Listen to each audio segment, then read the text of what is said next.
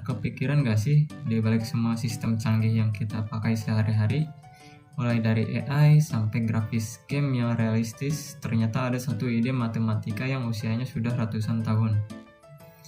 Dalam video ini, kita akan membahas bagaimana kalkulus, khususnya turunan, justru menjadi mesin utama di balik banyak inovasi di ilmu komputer.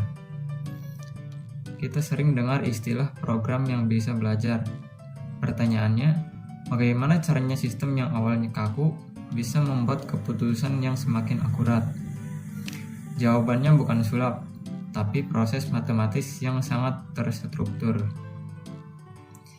Inti dari kemajuan sistem komputasi modern terletak pada satu kemampuan fundamental, yaitu mengukur perubahan.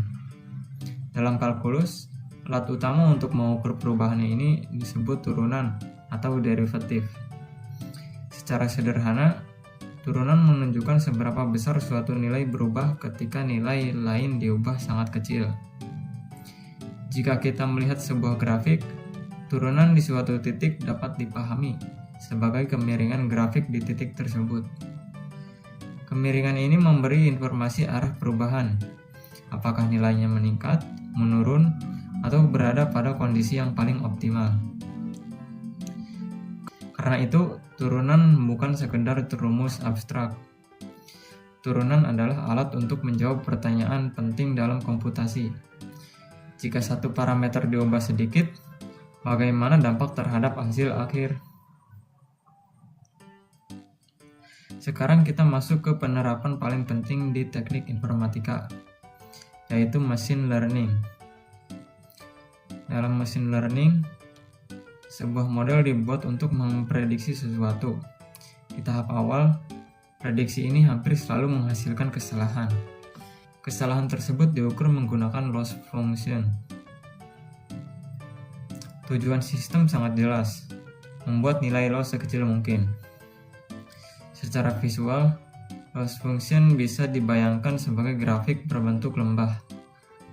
Targetnya adalah menemukan titik paling rendah dari lembah tersebut. Disinilah turunan berperan.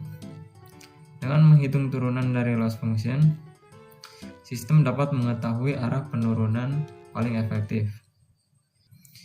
Informasi ini digunakan untuk mengambil langkah kecil ke arah yang menurunkan error. Proses berulang ini dikenal sebagai gradient descent.